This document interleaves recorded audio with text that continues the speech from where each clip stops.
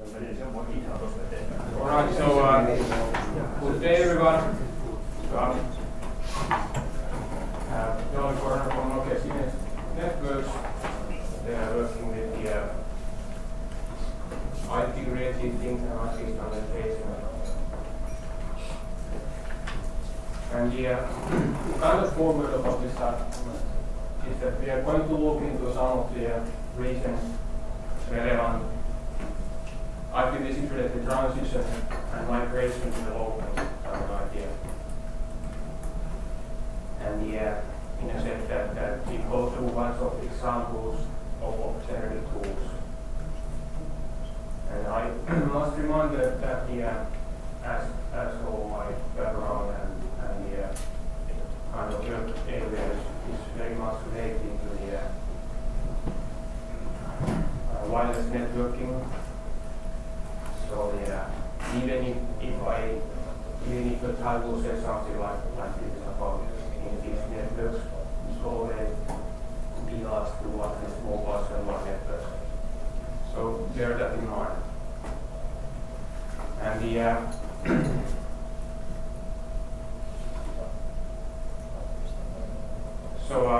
but I try to stay in the kind of on the area that it's not strictly cellular specific. So we have a next presentation coming up from my presentation that it is then more about how this IPv6 translation and migration is going to happen or planned to happen in a large scale in a cellular network. Although we saw a bit about how we extend the lifetime of IPv4, we are really focusing on that. We just need to mention some of the techniques that are being explored and studied and sometimes currently.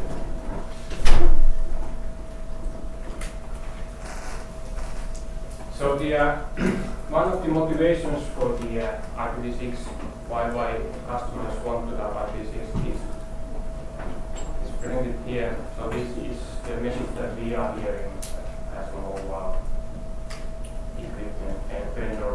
So we are hearing from our customers. So there's a lot of talk about integration of IPv4 addresses. The thing is that a lot of operators they do have addresses there, bunch of them. They have them for many years, but they still see that the day will come when they run out of IP addresses or getting new ones becomes very expensive or IPv4 is because of an expensive resource in the future. Some also that we have been hearing from the field is that when an operator goes and asks for new addresses, you need to have some sort of plan when you ask for new addresses. You need to be able to show that you're running out of addresses. But nowadays, when the operators, for example, have seen how the traffic patterns and how the applications behave and so on, they change overnight. In a few weeks' time, the network utilization can be totally different than it was a week earlier. So they have this same fear about that. What if there comes some very popular applications that is a very IP address hang, everybody wants to have it in their mobiles and so on. And that basically makes every operator ask for new addresses and then no one gets anything. So this kind of this unpredictability is valuable for this migration to IPv6.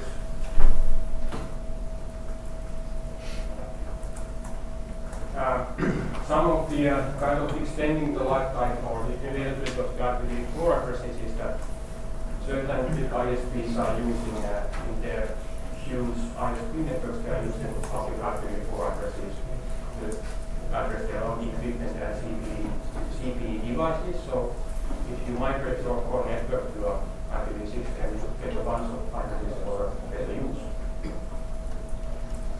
Here is this vague dream about that IPv6 will be enabled to end-to-end connect to the end host. And And certain types of communication applications and voice applications is actually desirable. And then there's a bunch of ways and technologies how to extend to what comes before. It's okay, we know how to do it and so on. But then you are increasingly adding a new stake in the network and doing all these kind of small things that actually make the whole deployment more complex. And there's this wish that if we had a better addressing through IPv6, that might make the actual network perform better. So the bunch of these approaches how to do the actual migration, and one is that you quickly offer a kind of native IPv6 connectivity to your customers, but you still keep your ISP connected to IPv4, you just run IPv6 on top of it.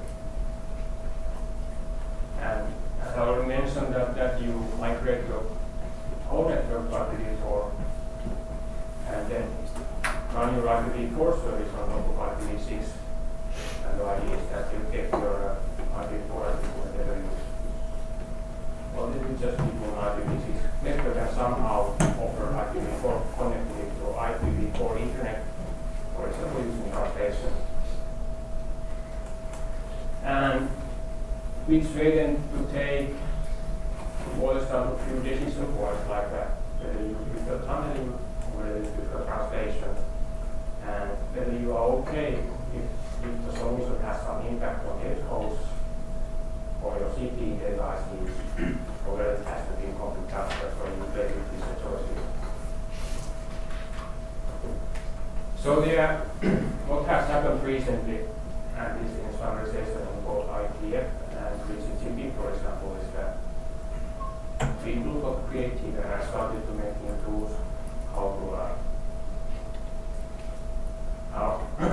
to actually make this migration happen. So we have three new technologies here that we are going to go through actually. So one is this 6RD IPv6 rapid deployment towards the client.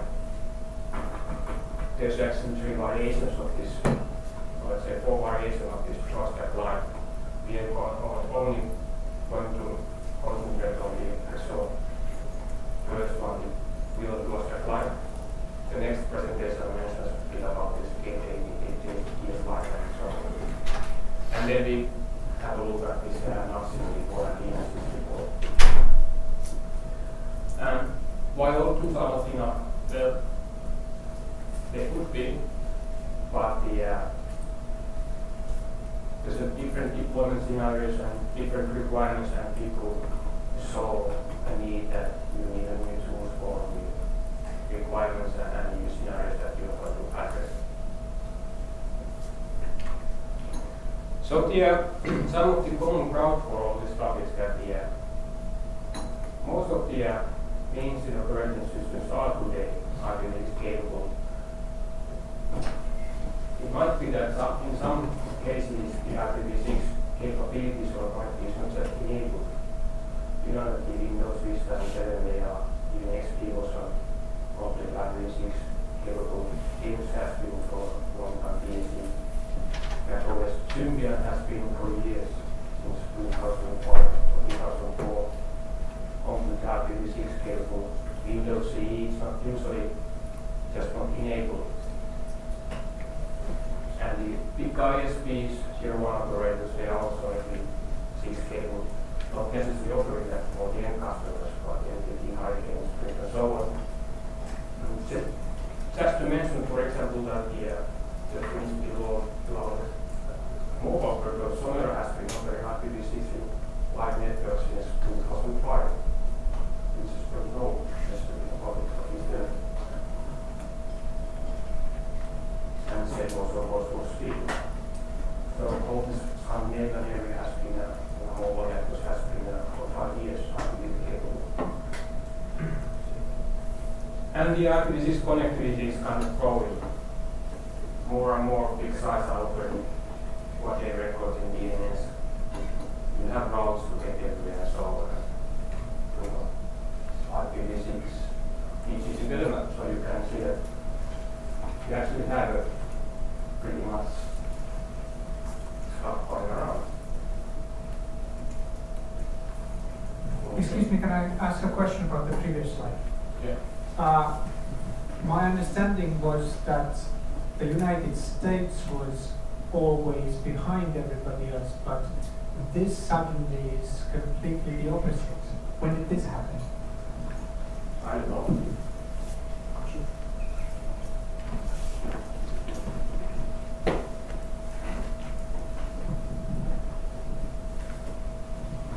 Yes, so I fully agree.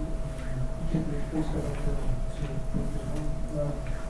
a few years ago, the local internet registries were found in Africa, called Afrilink, and they're actually the ones who only have IPv6.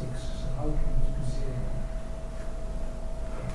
So this is what gets advertised. So Well, this map was something terribly wrong. that could be.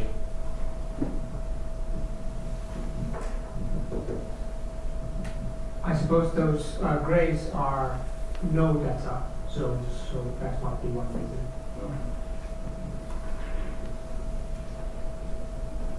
Let's come on.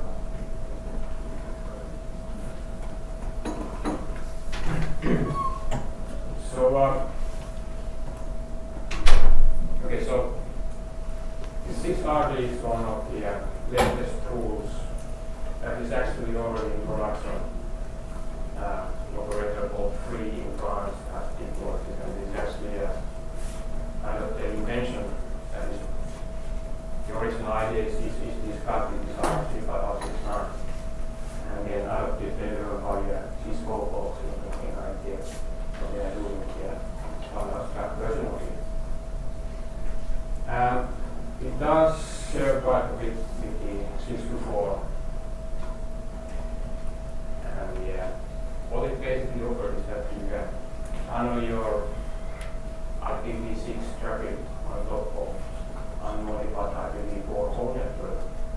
It has built-in prefix delegation in its address forward. And the compared to 624 is like that how you build your 6RD prefixes that you are allowed to use your own network prefixes in that case.